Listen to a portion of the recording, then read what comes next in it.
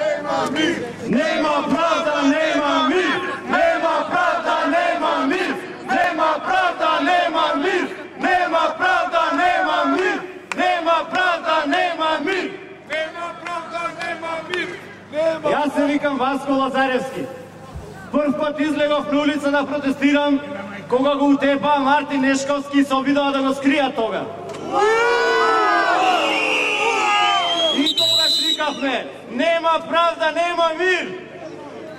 Убици, убици, убици, убици, убици, убици! И се решив, ќе бидам на улица се додека во Македонија не се врати слободата и демократијата.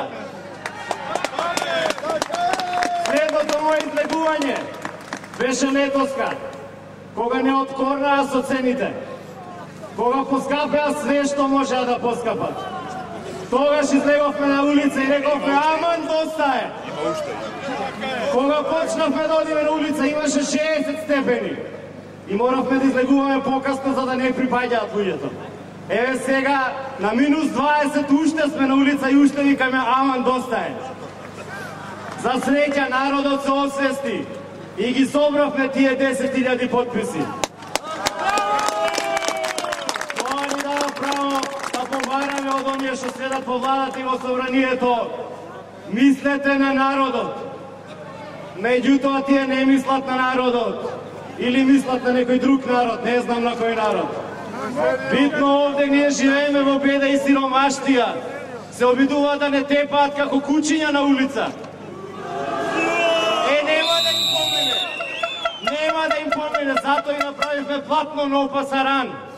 Како што се бореле против фашистите во Шпанија, како што дедо ми во Деварца се борел против фашистите овде, така и ние ќе се бориме против фашистите денес.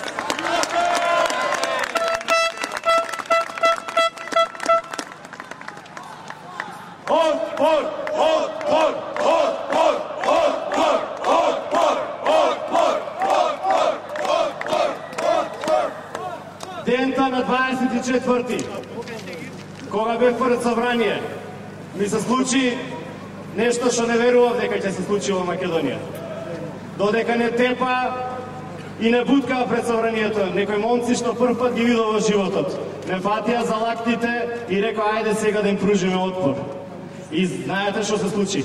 Ја запеавме Авре Македонче.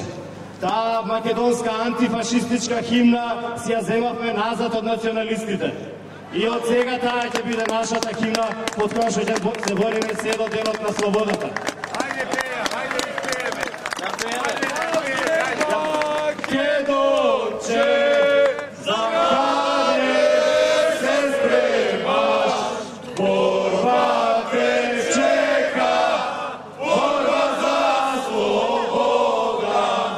Борба те чека, борба за слобода. Нека разберат третите фашисти, македонско име нема да загине. Сакам уште едно нешто да кажам.